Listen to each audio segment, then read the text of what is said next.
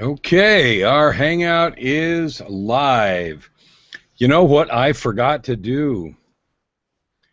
I forgot to put in our lower third, so I'm going to do that right now as a first step after we did this. Very bad. All right, let's see here.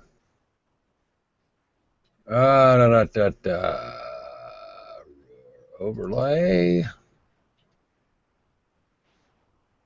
Results on a Rampage. There we go. All right, so welcome to Results on a Rampage. This is our third week. Excited to have you here. Excited for those of you that are watching live, and excited for those that are watching on YouTube. Thank you for taking time to do that tonight. Tonight, in the morning, wherever it is, wherever you are. We've got clients all over the world, and I know we've got attendees all over the world. So that's exciting. The purpose of this broadcast, Results on a Rampage, is to help you achieve results, meaning those things that you intend to create. Now, we all live in a world of uncertainty. We all live in a world where things happen that are outside of our control. But there's a lot more of the world that's in our control than outside. And the notion that we're simply victims of haphazard circumstance that floats on around us is nonsense. I'm not saying that things don't happen that other people decide to do that affect us. Of course it does. We have agency. If I choose to do something and it affects someone else, then they have to deal with that. But what we have is we have the unique ability to direct our attention and choose our actions. We have the unique ability to process emotion in a conscious, intentional way. We have the unique ability to pick paradigms that we choose to live in, and if we live in some that come as a result of historical programming or upbringing or environmental factors, we have the ability to change those things. We have the ability to shape who we are and what we think about, and the cool thing is the brain responds. Recent brain research in the last 10 or 15 years demonstrates clearly that the brain responds, reprograms itself, and creates new neural pathways and new automatic responses, so that the things of the past that are our habits and old stuff do not stay the governing factor. So that's really important and really cool. Results on a Rampage. Now, last week we had somebody win the Results on a Rampage t-shirt, which we talked about. Thank you very much. We're going to have another contest.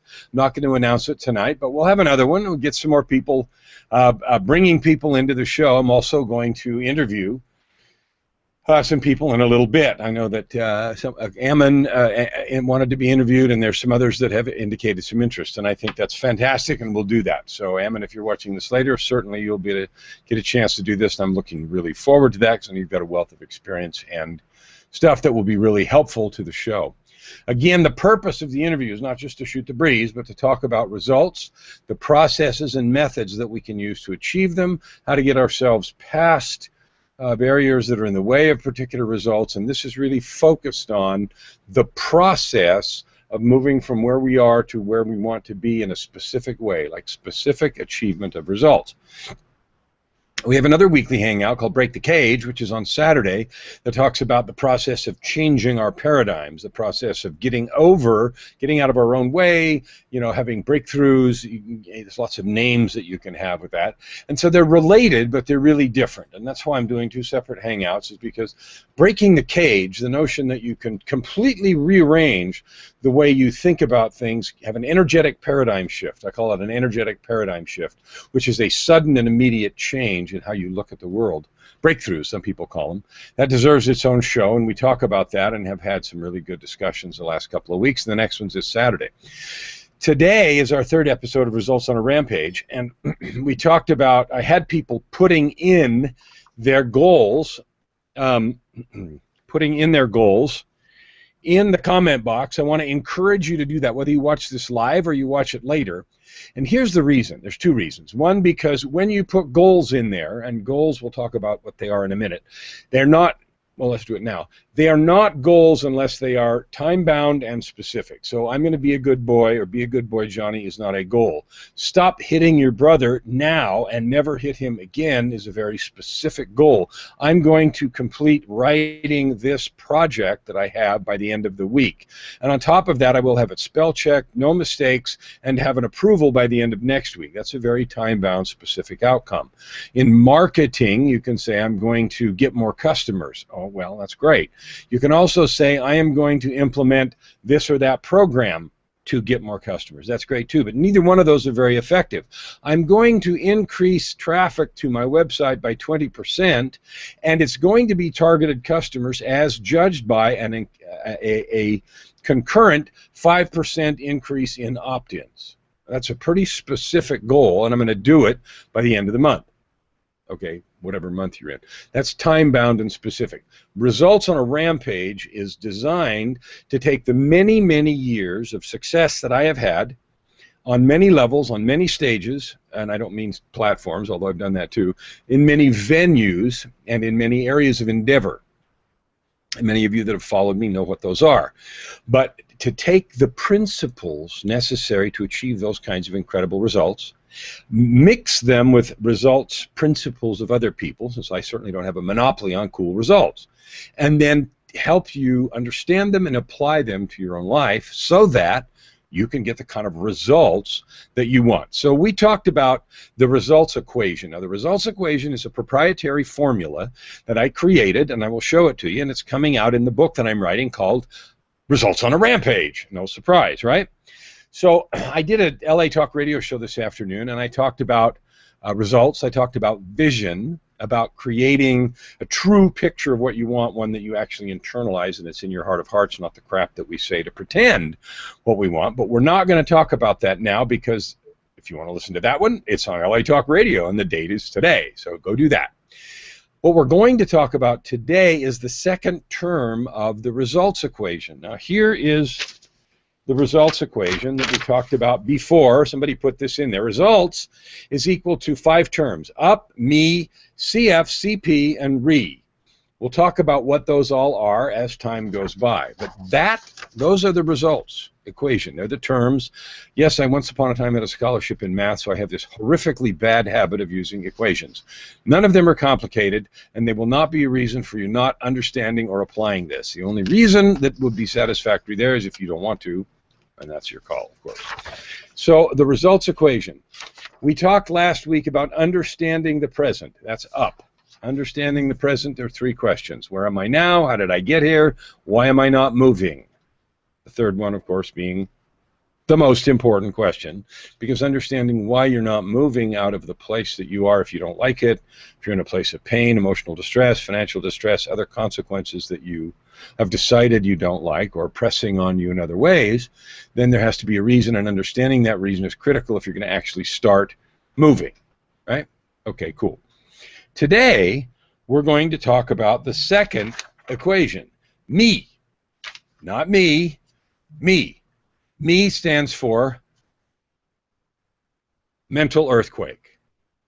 Mental earthquake. What in the world is a mental earthquake? A mental earthquake is a shaking up, a change, a significant adjustment in how we think about, see, perceive, and operate in the world. So, for example, if you have a gigantic earthquake, it causes a tsunami, or it wrecks a bunch of buildings, it levels a block, or it makes a mountain where there wasn't one. It significantly changes the landscape, which is why I chose earthquake as the metaphor, because the kind of mental earthquake I'm talking about, if you want results on a Rampage, is not small. It is not simply, oh, wow, you mean I could, that's kind of those little aha moments. We sometimes call them breakthroughs, which is an overused word, because a breakthrough is important, but it's only important if it actually integrates into your behavior and into your view of the world so that you do something different. So the mental earthquake is the process of changing your view permanently about a particular thing. And we're going to talk about the 2 elements of a mental earthquake in just a minute. So it has to be permanent. Now, that doesn't mean we don't all backslide and make mistakes and all that kind of stuff. We all do. I'm going to lose a bunch of weight. Okay, went to the gym 3 weeks in a row, and then I skip 4 or 5 days and get out of the habit. Okay, rededicate, recommit. That's all cool. That's part of the change process, creating new habits, rewiring the brain, new neural pathways. We know that. So the first element, my headphones are pulling on me. Sorry about that. The first element, you're going to love this, right? No, you're going to hate this. It's actually another equation, TPI squared Y. TPI squared Y And that stands for the power is in you. And we're gonna talk about each one of those words because I picked them very carefully. The power, what is the power? Power to do what? Power to create change. Power to create a new paradigm. Power to create, what are we looking for? Results. Okay?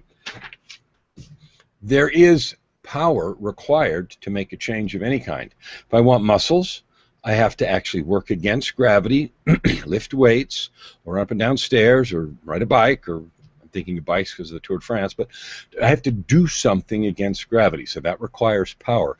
Any result that we want to achieve, whether it's more money, a different job, leading a tribe, building a following, writing a book, or simply changing a bad habit, or any other adjustment, it takes effort. It takes effort just as much as running a mile or working out every day. And the reason is because any energy, any work, whether it's mental work or physical work, takes energy. We live in a field of gravity, which is both a boundary and a constraint. The boundary constraint is I can't do something without taking into account gravity. The constraint is actually good because if there weren't gravity and I put something here, it would float away. So sometimes we think constraints are bad. Constraints simply are what they are, and we learn to work with them so that the world behaves in predictable ways. Energetically, when I want to change my life, it's the same thing. Okay? We have, I call it energetic inertia, but it is simply the same thing. It is the gravity associated with mental exertion. It is the sea of molasses that we live in that pushes back. There's opposition every time we try to move. Gravity opposes every physical move, right? The second, anyway, we won't do the math in Newton's physics, forget that. So the power is in you is the first thing is power is required.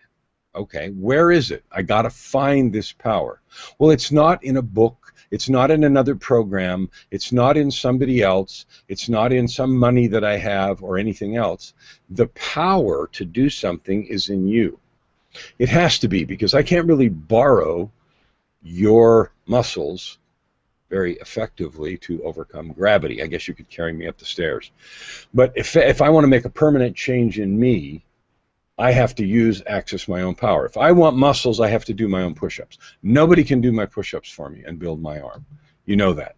No, it's exactly the same thing with changes that we want or results that we want to achieve. So this, again, is the results equation, which is a process. Understanding the present, creating the mental earthquake, which is the paradigm shift or the change in the way we think in order to get something done. So the power is where? What's in you? Just like the muscle power is in you to do the push-ups, the power is in you. So often we spend a lot of money, a lot of time, a lot of blaming, a lot of disorganized confusion, blaming others, the environment, the circumstances, our upbringing, mom, dad, boss, the economy, you know, God, whoever's handy, we blame, when really the power to do this is in us. Okay? So part of the whole process is learning to access that power, and we'll talk about that in a minute. But to understand, first of all, where it is and where it isn't. Now, that doesn't mean that you can't go read a great book, and that could wake you up to some new ideas. In fact, that's what I'm hoping to do with this Hangout. I give you some ideas, and you say, wow, this is a paradigm shift. This is a change. I'm going to change my mind about how I think about this. But ultimately, accessing or externalizing, creating, causing the change to materialize in a real way requires some power, right? Just like climbing up the stairs requires power to overcome gravity. Making that change requires you to exercise your power. So regardless of the fact that you got the idea from a book or a program, and I bought plenty, and so I'm not saying don't do that, at the end of the day, it is in you to make that happen. So the power is in you, not somewhere else. The information might be somewhere, but the power to get it done is in you. All right, part two. Okay, there's a couple of points. I had made a couple of points and I didn't say them. What's really important to understand about the power is in you is you have agency, you have choice. You have the ability to do things and decide. We don't control very much in life, but you can direct your attention You can direct your intention. We have the ability to process emotion. So sometimes we have a thought, it's emotion, and then we move right to action or reaction. We have the ability to have a cognitive intervention or a stop there and decide to do something else and process that emotion. That emotion's chemistry. Okay, we had a thought, it caused a hormonal secretion or something from one of the glands in the brain, and we feel, you know, tension or whatever it is. That doesn't have to lead to some random act of stupidity. It can lead to nothing. I'm going to process emotion. I feel this way. I'm going to wait. It's going to pass. Okay, now what do I want to do based on this result? Because I understand that the power is in me to process the emotion, to direct my intention, and to choose to do something else. So all that's wrapped up in the power is in you idea. The second part is you have to learn to make that power rock. Rock, rock, rock. Yes, rock. That means rumble on command. So you have to get your earthquake to rumble on command. After you discover that the power is in you and you hold the key, that's great. If I don't know where the light switch is and I can't turn the light on in the room when I want, it's really helpful that I have electricity, but I can't turn it on when I want. Making the power rumble on command is the key to the mental earthquake, because then the paradigm shifts or the changes that you access by learning these principles and choosing to apply them are effective when you learn to make them rumble on command. Now, there are a whole bunch of parts to this, and one of the things that's happening is as we have 30-minute hangouts, and I want to leave time for discussion, and everybody that's in the film strip, all of you to be able to talk and so forth, I have to say this stuff kind of fast, and so I'm just experimenting with how this works. So we'll figure this out later as we go. But the rumble on command, I'll give you some suggestions about how you can do that. We all have experiences. So there's an experience in your life that was extremely painful. Every time you think about that, it might recreate some chemistry, some emotion, some sadness, some lack of power. I don't feel like doing anything. It might happen. You also may have some really happy things, some positive things, some victories, the things that happen to you that if you think about them, it just creates that feeling, same thing, chemistry, but it's the feeling of winning, of being victorious, of being in integrity, of having done something really good. Those kinds of touch points can be helpful to re-energize a paradigm shift. So if you intentionally associate a feeling, so you have an aha, you learn something, I have the power to do this. All right, you know what? I'm going to remember this feeling, and the way I'm going to remember it is what it did for me when I thought this. I thought of several things that I could do, and I create an association. Some people suggest a physical association. You can do that and create I do that sometimes with meditation, to move into alpha state. But whether you create a physical association with that feeling or you just use a memory, it's also helpful in meditation to think of like a calm or quiet place. But again, the purpose is to help recreate that chemistry of connection and of power in your brain. So intentionally doing that, I call those touch points. They can be memories, they can be physical things. You can also create external power. So there's internal power and there's external power. Our willpower internally is kind of small. That might sound discouraging. There was an experiment done that I read about where two groups of people watched the movie. It was an emotional movie with tears and emotions ran high and stuff like that. And the one group of people was told to just watch the movie and enjoy it and not do anything. Control group. The other group was told to try to suppress their emotion during the movie. Don't react in any way to the movie, whatever it is. Then they were given a simple test afterwards. And the test afterwards was to differentiate between subtle shade differences in color. Okay? Not very complicated. The group that had been given no instruction and enjoyed the movie could do the test without even thinking about it. The group that had been told to suppress their emotion couldn't do the test very well at all and screwed it all up and couldn't tell the difference between subtle color differences. That effort at suppressing their emotion had messed up their ability to do that differentiation. Now you can make out of that whatever you want, but one of the things to me is using that willpower, we use it up. And you know that if you've tried by yourself to just create willpower and do some difficult thing. It's way better if you enlist what I call external power. Okay, so you can have touch points and memories and willpower and stuff inside, but you can also create external power. And the way you create external power is through public announcement of your goals. It's hiring a coach. It's getting in a mastermind. It's creating some kind of structure that holds you accountable to the changes that you've made.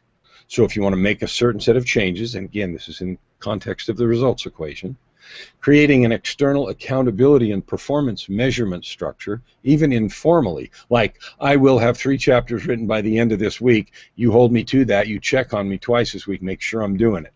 You get the call. You don't want to disappoint somebody. Really simple application. I'm going to go to the gym. Actually, I won't. But if I tell you I'm going to meet you there every morning at 6 o'clock, I'm not going to not go. I'll look like a douchebag. Okay, I'm going. So those kinds of external accountability are some really simple examples of what I'm saying, but it's the same thing in creating a coach, making deadlines, or hiring a coach, creating deadlines, public accountability, getting a partner, a friend, in some way to create that. So that has how you use internal power and external power to rumble, make your mental earthquake rumble on command. So creating the paradigm shift from understanding the present, creating the new vision that you want to have from that process, and then realizing the power to do that is in you and nowhere else, and you own that exclusively, and then creating your accountability structures to make it rumble on command is the first 2 pieces of the results equation. There are some videos on my YouTube channel talking about this. They're short, but they also give some other examples and explanation of that. And of course, there'll be a full treatment in the book that's coming out later this year. So that is the stuff that I wanted to say in really fast time. We have 8 minutes left. So now I'm going to stop talking. I'm going to invite any one of the guests that's on today, and thank you very much for joining me and being part of this, to both react to what I've said and to give your views on the topic. So, Joy, who wants to be on first? Who said anything? Well, there's lots. I see lots of chat things jumping up. There's Kristen. Whoever wants, come on, jump on. Oddly enough, I don't have much to say. I'll jump in. External accountability is a very powerful thing. It's the way that our whole culture works. So I'm glad you put that there and let people know that by putting relationships there, they're more likely to succeed. Yeah. So give me an example of a way that you use external accountability to do something important to you. For myself, I tend to lay out my plans and I let my wife know. I let my kid and I start planning for it, and I'm relatively optimistic. I'm cautiously optimistic, but I'm optimistic. Okay, so you let family members, people that are important to you, who you have a stake in their opinion of you and how they feel about your performance and so forth. And so you have 2 stakes. 1, there's an external accountability, and 2, you have a real stake in how they feel about you because they're so close to you. Yep. And I send Griswold Grimm an email because he'll make sure I get it done. Okay, good, good, and that's fine. And enlisting friends, enlisting others that you know have your best interest at heart, that's the whole, literally the foundation of the coaching business, is hiring a coach that holds you in a higher position than you hold yourself, a higher vision, you know, and doing that. So that's excellent. Okay, great. Let's see. Christopher, I see you're unmuted. What's up? Oh, you're not unmuted. Never mind. I apologize. I'm unmuted now. I'm just being attacked by a cat. Okay. The cat attack. Cat attack. So it's a catastrophe. Oh, hey, Snowshoe. Hi, catastrophe. He's feisty. He's very feisty. He was out on the balcony trying to jump over the railing today. Anyway, so he's very strong-willed, and I heard you say something earlier about Will was not going to do it. What do you mean by that? Willpower or will? What I mean by that is our willpower alone generally is not the most effective way to get results.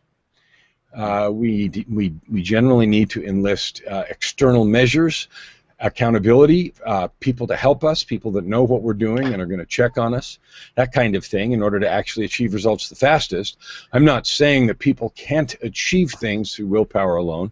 It's just the hardest possible way to do it, instead of enlisting those that could support you or hold you accountable to get it done. Okay. Thank you. I think I have a cat ability here, actually. A cat ability. You can have a cat ability if you like. Yes, thank you. Yeah. So, is that because like most of us don't really have, I mean, like we have willpower for some things, but ultimately is it because we don't really have any willpower? So, I'm not going to eat that extra cookie, or I really am going to go to the gym, or I really have this training done. Is it because I know some people, like my dad was like that. If he said he wasn't going to do something, or if he said he was going to do something, he did it. He didn't need a coach, or but I think he was. I think that's unique, is it, or am I just out to Well, lunch? no, you're not up to lunch at all. You just think about people that you know. I'm not saying we don't have willpower. I just got through saying we have agency, we have choice, we have the ability to do that. But the bottom line is we also have the ability to tell ourselves, make excuses and give ourselves reasons for not doing something. So we go to the gym, we work out for a day or two. I'm sore, I got up a little bit late, I don't feel like it. My body's telling me to hang out for a day. This is not good. If there's nothing else but just us talking to us, it is so easy to derail, and we see 90-something%. I mean, the industry average for people executing on home study projects is 95% don't. Yeah. And that's people that wanted it bad enough to spend money on it. That's not even talking about the hordes of people that didn't even buy it because they didn't have the faith or the ability to even try. So 95% of the people that thought they were going to do it don't. Right? Well, I think also like when we talk about, when you mentioned about home study courses and that, but that's also like when, a college course you take by, I don't know, distance learning or something, it's a lot easier, and it's when you have that coach or you have that teacher or you have that environment with you where you are accountable. So you do have to hand in that assignment in front of a group of people, or you do have to. When I was in design school, we had projects due, I don't know, every week or so, and they were quite involved. You had to, some of the drawing ones were very intense, where you had to literally like draw a texture. So, draw, a texture of, a towel or something like that. It's very difficult to do because, you have to. Well, it's drawing, eh?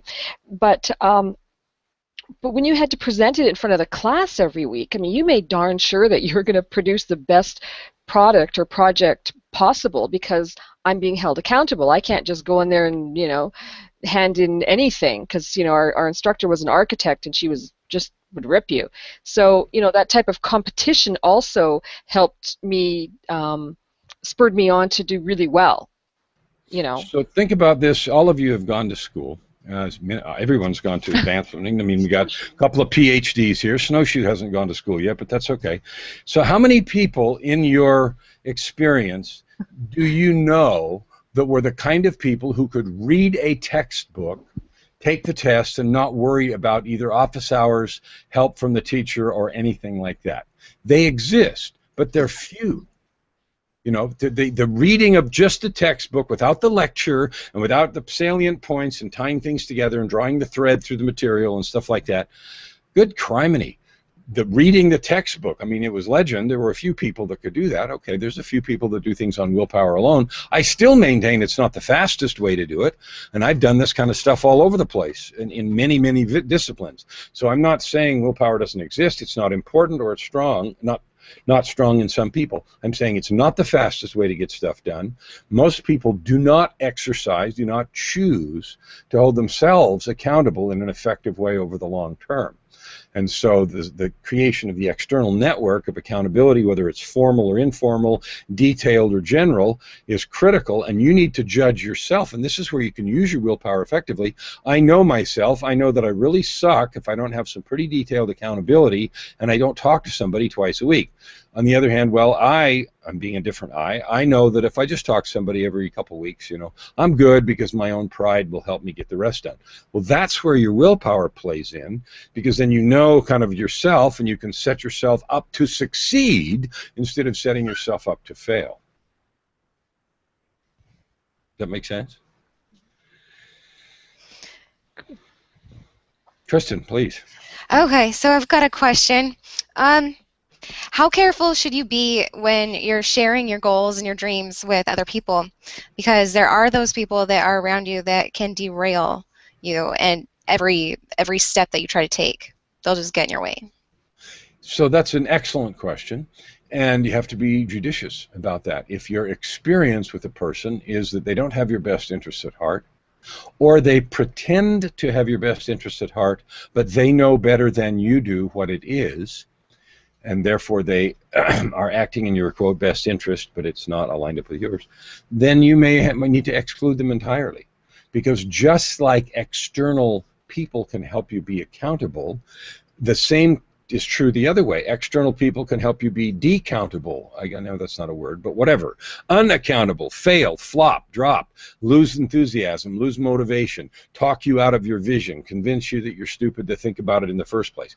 All those things can and do happen. And so you need to be very careful, particularly when you get into details about both not only what you want to do, but why, to share it with people who, even if they may tweak it, may disagree with you a little, may want to push on things, they're people who do it from a place of either improvement or, you know, are interested in the good outcome. That's why masterminds, for example, are very good if you get in a good one, because people in there can push on you really hard, but they actually want you to succeed. And so they may disagree with you and they may make you defend a particular thing, but the questions come from a place of, explain to me why that'll work. What about this? What about this? What about this?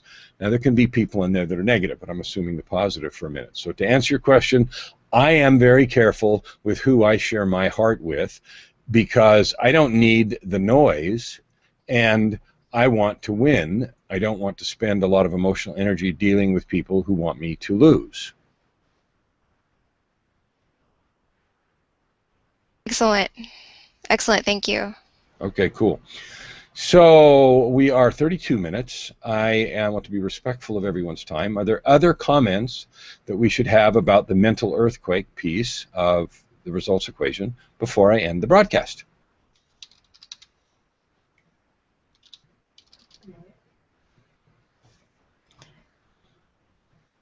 Okay, thank you very much for attending, and we'll see you next week. Broadcast over.